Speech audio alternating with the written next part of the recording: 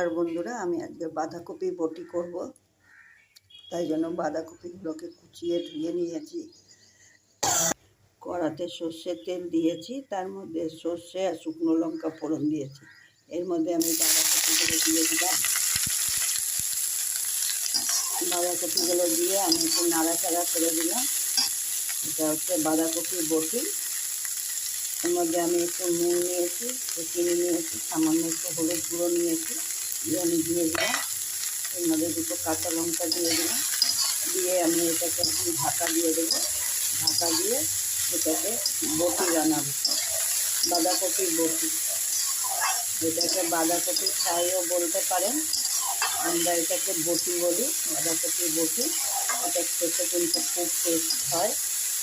এটা গরম ভাত দিয়ে খেতে পারবেন, রুটি দিয়েও খেতে খুব অপূর্ব লাগে রুটির সাথে।